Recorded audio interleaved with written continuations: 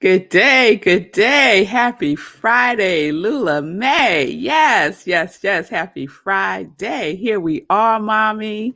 We are through another week, just about. Good day. I hope everyone is doing well. Welcome to Morning Sip with Rev Melissa. And sip is spirit and practice. It's good to see you all, Lindsay, Ronald, Heike, Tim. It's good to see everybody. Yes, yes. Greetings to you all. The congregation of joy in the house. Yes, yes, yes. So here we are, Vanessa. Yes, we are wrapping it up. I think we're going to wrap it up, y'all. I don't think it's going to be a part 4, but we'll see. You know how these things come about. So we are in our The Work Part 3 Habits. And y'all know how it all started. Can you see my shirt? See? Purple Rain today. Oh, yes, yes. Getting my Prince on today. And because that's how it all started with Prince's song, The Work Part 1, and him asking that question, are you willing to do the work? Tell me now. I am. How about you? Yes. And that kicked off the work part 2, where we was focusing on the focus of our habits, the feeling of our habits, the choices of our habits, right? And we were being really clear about what we are speaking, right? That's what we started talking about this week. And that turned into what? Part 3. So here we are. So just to recap a little bit, I share Bob Proctor's definition of habit, which is an idea fixed in the subconscious mind that you act on without giving conscious thought. So it's fixed, right? Fixed in the subconscious mind. So then where do we need to change the habit? In the subconscious mind. So what we dwell in, what we are practicing, what is the state of our mind is really important, right? So today I want to talk a little bit about this concept of learning, unlearning, and relearning. So I found this quote from Alvin Toffler. So let's throw that up. And he's the author of a book called Future Shock. And here's the quote. The illiterate of the 21st century will not be those who cannot read and write, but those who cannot learn, unlearn, and relearn. Isn't that powerful? The ability to learn, unlearn, and relearn. And isn't that what our habits are? Habits are something that we learned, right? It's the conditioning. And most of us learned a lot of our habits growing up, right? Growing up as children, things get cemented in our conscious and our subconscious mind from birth to about 7 years old, right? Those big core beliefs get cemented, get fixed in our subconscious mind, right? And a lot of times those ideas, those beliefs that get fixed are centered around I am not lovable, I am not worthy, I am not enough, I am not safe. And there's one more. There's 5, and I oftentimes forget the fifth one. But usually for most of us, we could find ourselves in one of those limiting beliefs. And I've shared with you all that mine, the one that I had to unlearn and then relearn from myself, was centered around worthiness, I see you, Lindsay. Let's throw that up. Lindsay got some data for us. They believe the first 7 years of a person's life is where the subconscious mind is being written. Children have no filter, so they take in parents' conscious thoughts and subconscious being. Absolutely. Our subconscious mind has no filter. Our subconscious mind has no filter, right? And so that's why it's so important for us to use our conscious mind, because now we are aware. We can use our awareness to impress upon our subconscious mind the truth, right? We learn some things, and this is not about blaming our parents, right? Because our parents do the best that they can do based on their own conditioning and based on their own subconscious mind and their own limiting beliefs, those core beliefs about themselves, right? But we have the opportunity as we grow, as we learn, to unlearn and to relearn. And we could do that through our habits. And where do our habits live? Our habits live in our subconscious mind, which is also called the seat of habit. The seat of habit. So we've been talking about the process of changing our habit, right? Changing our behavior, changing our thoughts and our feelings and what we talk about, how we talk to ourselves, what we are being in the world, what we are doing every day, right? All of those things create habits, right? All of those things create habits. And so the invitation over these last 2 weeks, we've been in this for 2 weeks now, has been to observe, right? To observe ourselves. What are we doing, right? What are our habits? Are they harmonious habits or disharmonious habits? Are they in alignment with what we say that we want, right? To witness that, right? Yes, I asked the question, what is the habit of your feeling tone? Yes? What is the habit of your feeling tone on a day-to-day? What are you feeling? What is your vibration, right? What are you focusing on? A lot of people are focused right now on this pipeline situation, right? And lining up for gas, right? It's really interesting that becomes like the focal point. It becomes this collective consciousness of lack and limitation, right? Because we know our pipeline is God, is source, is divine. And does that ever empty? Will we ever pull up? Will we ever? The song that just popped in my head was Grace Jones, "Pull Up to the Bumper, Baby." Okay. Will we ever pull up to the pipeline that is divine and it'll be empty? Never. It can never, ever happen. Ever.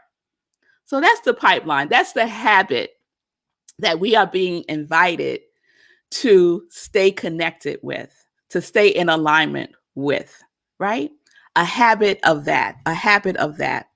So what are the habits that we need to relearn, right? The habit of choice. What are you choosing? Do you need to relearn your habit of choice? Are you choosing to gossip? Are you choosing to see just the negative? Are you choosing to beat up yourself? Are you choosing to give yourself a hard time because you didn't do A, B, and C, right? Or are we just taking a moment of sacred pause and rebooting ourselves, bringing ourselves back into alignment, speaking to ourselves with TLC, talking love constantly and consistently, right? These are the conscious choices that we get to make with our conscious mind, right? And we could use those healthy, uplifting, positive choices to impress upon our subconscious mind. Yes. So I want to share something with you from this new treasure that I found recently, The Secret of the Ages by Robert Collier. And what he has to say, I shared some of this yesterday, but I want to share a little bit more of how he writes about the subconscious mind. He said, the power of the subconscious mind is unlimited. Whatever it is necessary for you to do in any right cause, it can give you the strength and the ability to do it. Whatever of good you may desire, it can bring to you.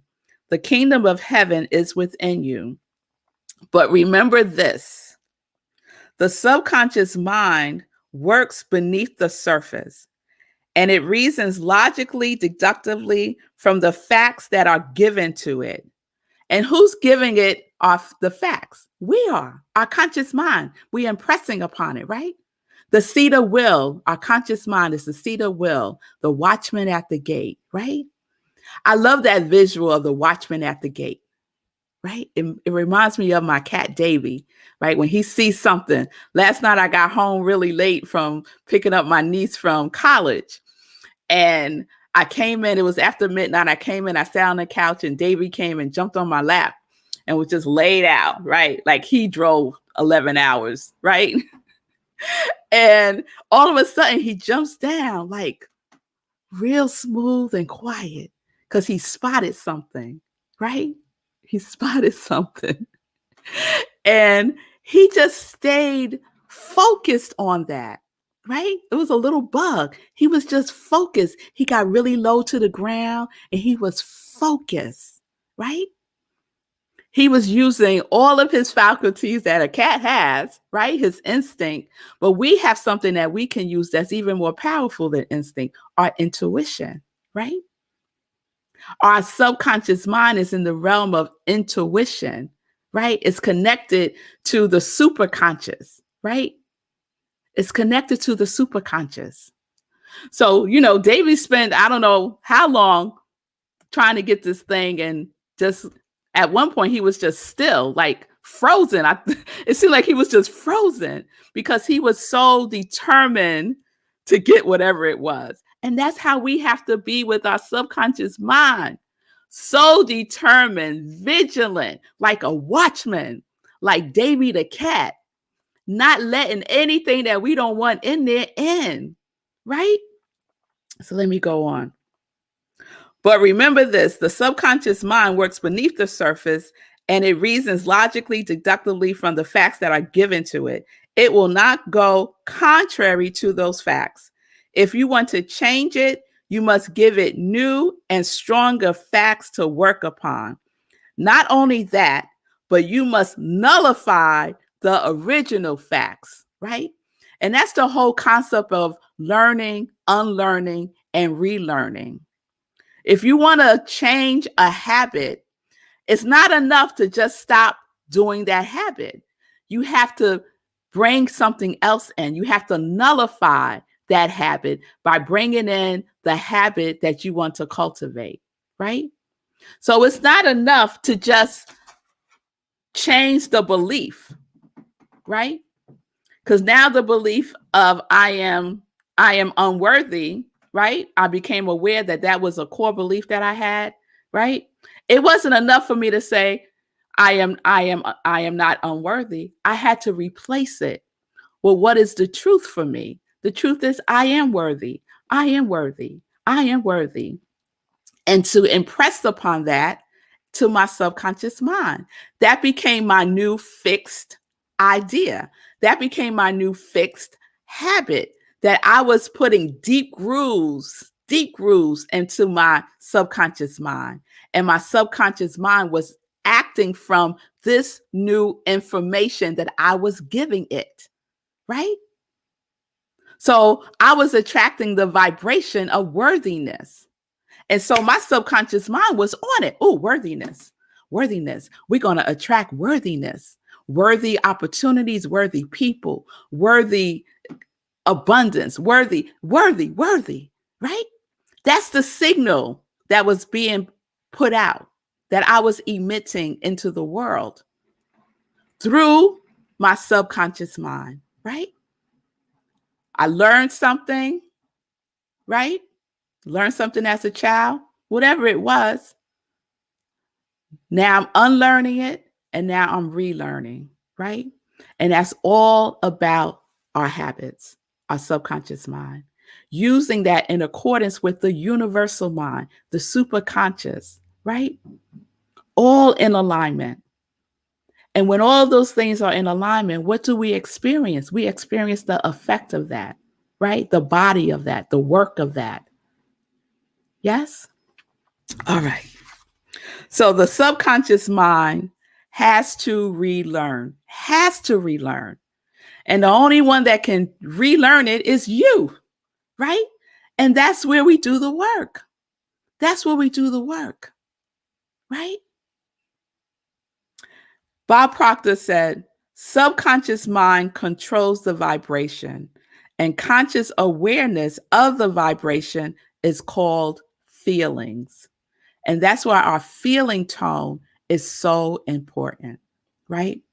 The feeling tone, the mental equivalent of that which we want to experience in the world. You expand your mental equivalent, right, into the good. Expand the good of your mind, and you will experience more good in your life. That's how it works. That's how it works. That's the work that we're working with. Yes? Yes. Our thoughts become things. Yes. But it's not just our thoughts. That's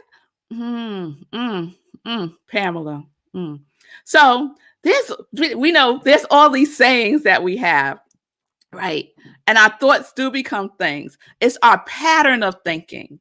It's the pattern of thinking, right? That becomes the things. It's the pattern of that which we are impressing upon our subconscious mind that becomes the thing, right? It's not the fleeting one-off thoughts. It's those patterns, right? So what is your habit?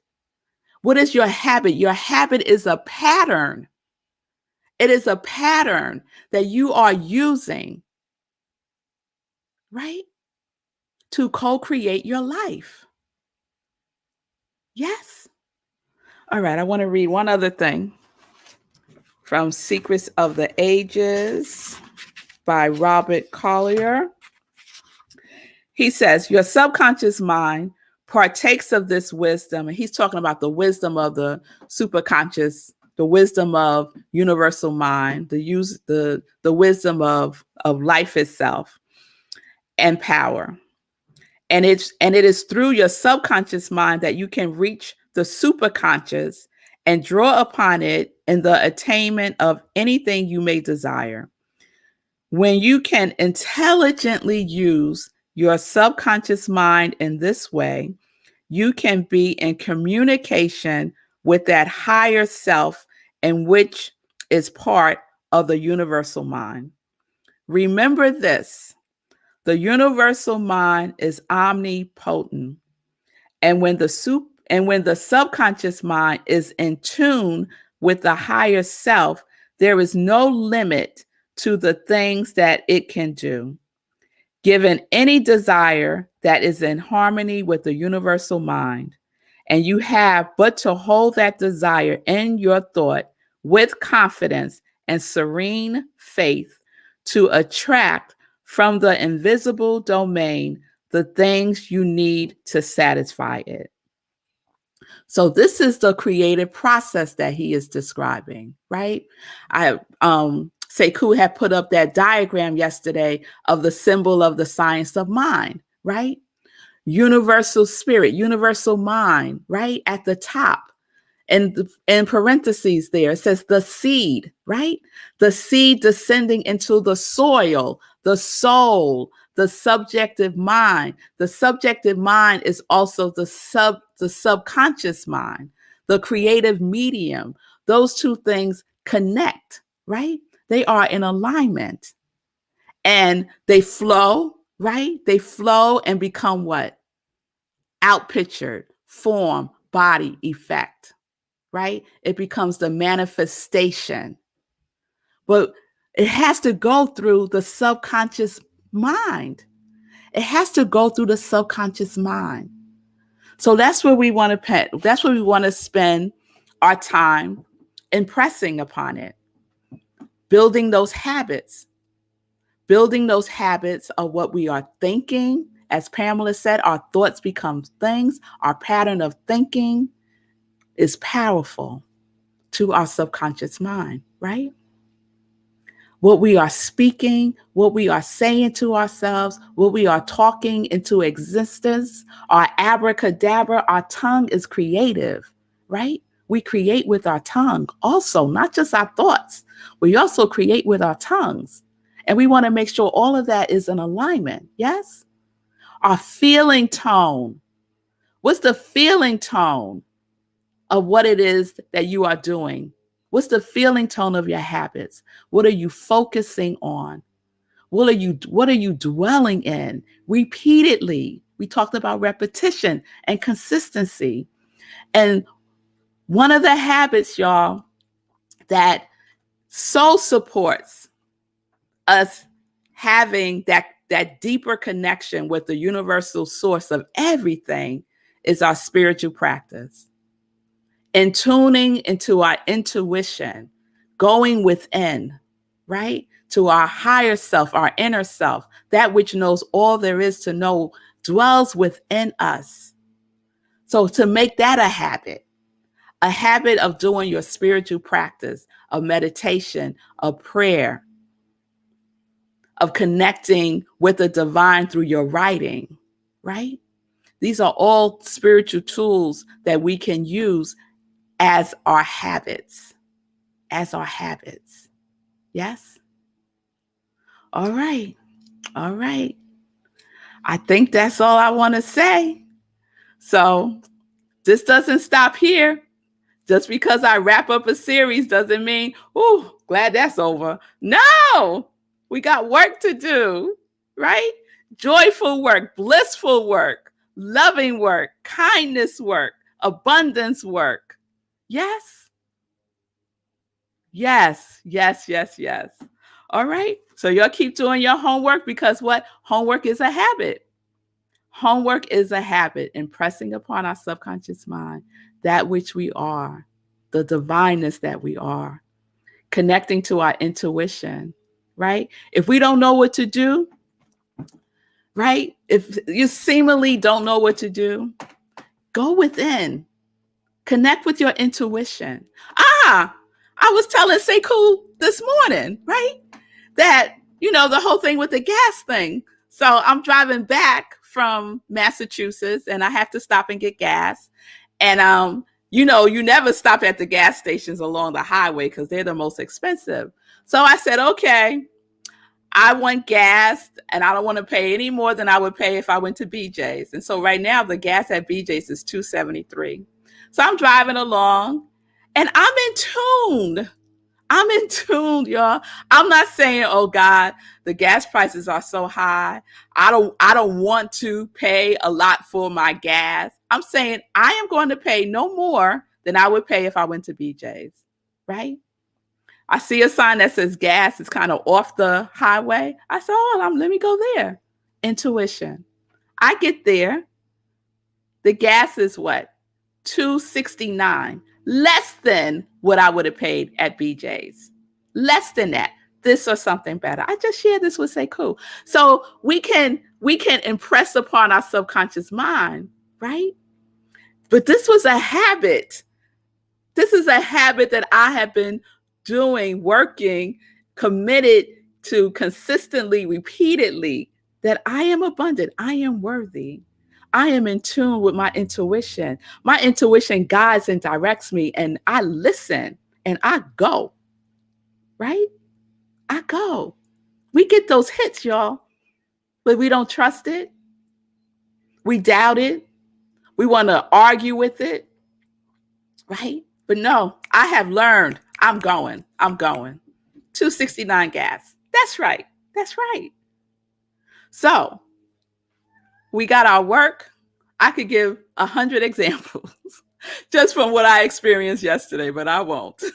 I'll save it for another time. All right. Did you just hear Davy meow? Yeah, that was Davy the cat. All right, y'all. All right. So do your homework. Seed of habits is your subconscious mind. Impress upon your subconscious mind using your conscious mind to do so. And stay in alignment. Check your vibration. Make the shifts when you need to make the shift with love for yourself. Because we are here to express and to give our gifts into the world, not to keep it all for ourselves. We need to give it away, right? Give it away. Because we have so much that the universe wants us to receive. Yes? All right, y'all. All right. So I am Rev Melissa. I am an ordained interfaith minister. I'm a licensed religious science practitioner, and I am a purpose coach. And that triune is my ministry of joy, where I support people in living life in joy, connected to their yes. So if you need to get connected more, if you need to work on a habit, if you need you need support with learning, unlearning, and relearning, reach out to me. You can do so through Instagram, Facebook. I am available. Just DM me on Facebook and we'll set up some time to talk. All right? All right, y'all. So what are we doing? We're making a habit of living life in whatever your quality of God is, right? Because we are connected to our yes. We're connected. Yes. Impress that upon your subconscious mind. I am connected to my yes. I am connected to my yes. Then speak it, do it, feel it. Yeah. Make choices that are in alignment with it. Yes. All right. Let's go to some joy news. All right. This Sunday, y'all, this Sunday for Living Life in Joy, I have a wonderful guest. She's a dear friend of mine. She is a mother. You know, for May 9th was Mother's Day. Last Sunday was Mother's Day. And I declared May Mother's Month.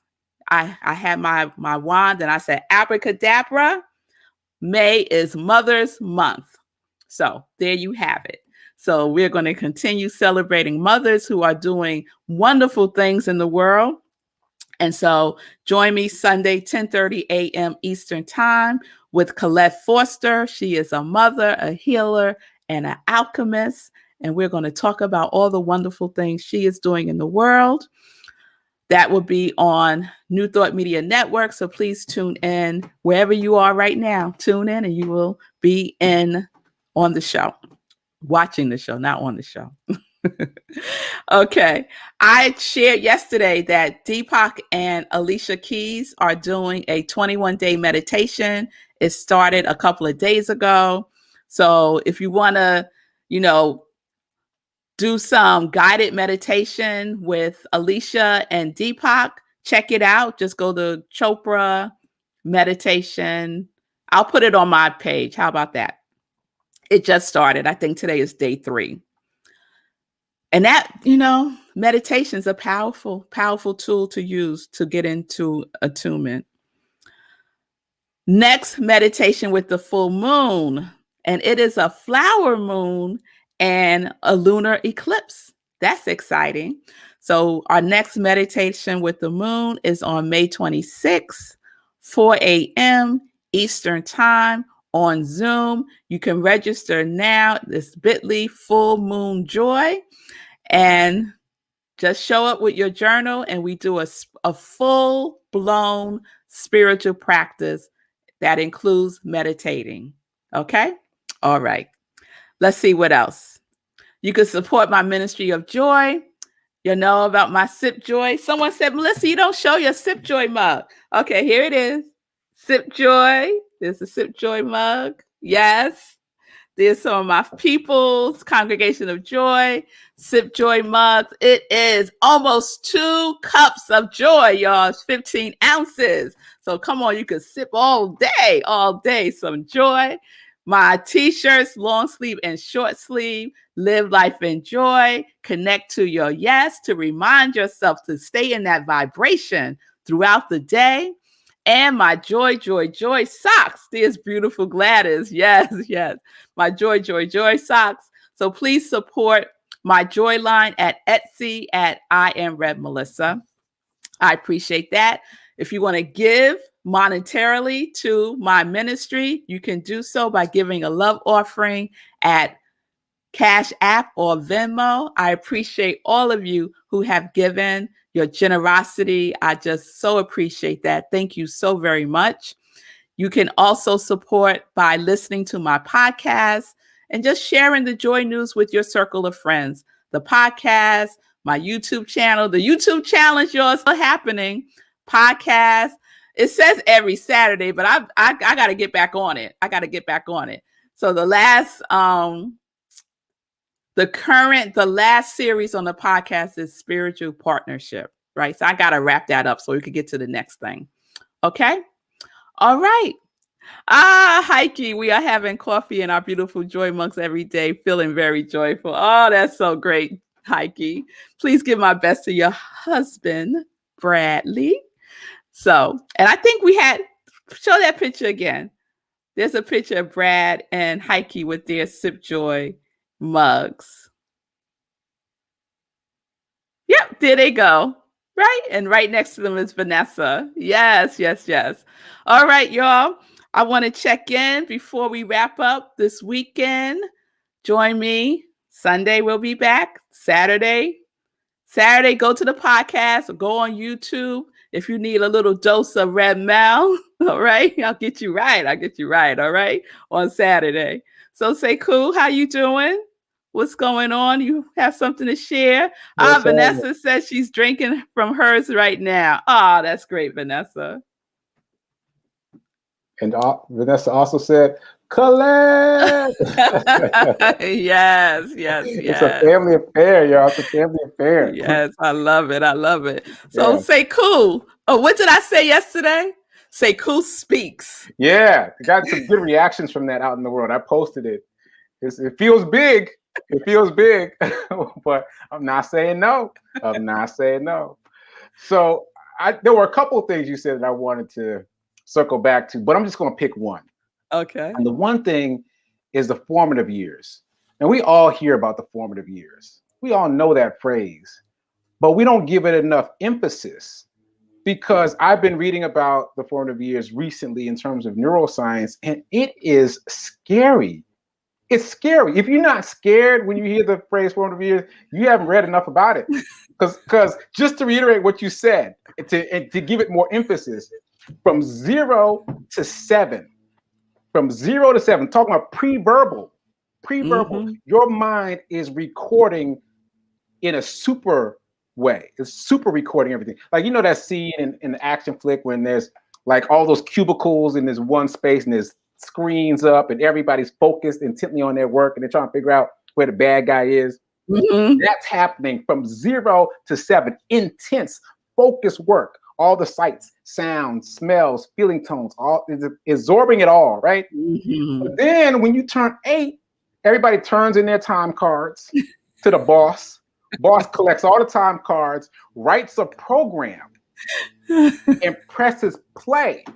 And then everybody goes off. Everybody goes home forever.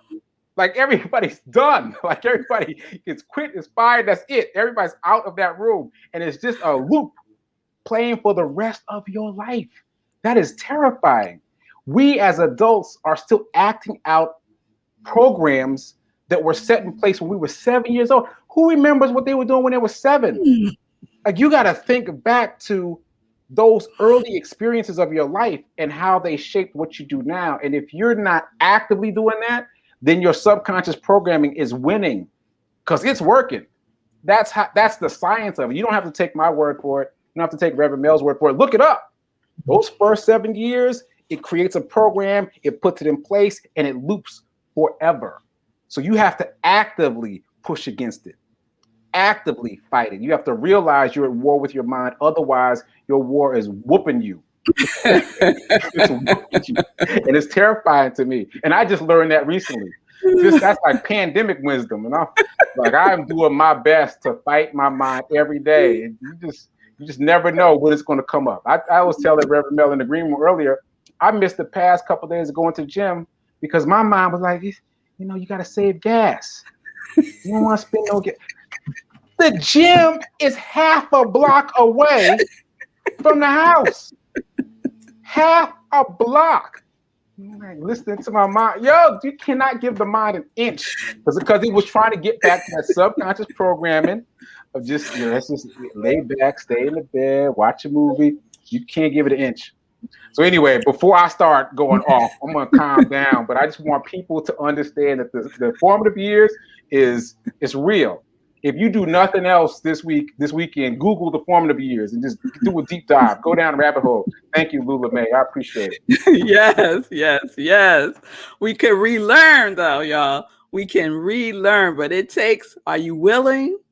Are you willing to do the work? Huh? Yes. The illiterate of the 21st century will not be those who cannot read and write, but those who cannot learn, unlearn, and relearn. Yes. That's Alvin. I like to quote the right Alvin Toffler. Okay. So when this is doing this, you are doing this. Right? Relearning, reprogramming. Yes? Oh, yes. Repeatedly and consistently with love, with love, with love. All right, y'all. So peace and blessings, peace and justice. We're living life in joy, connected to our yes.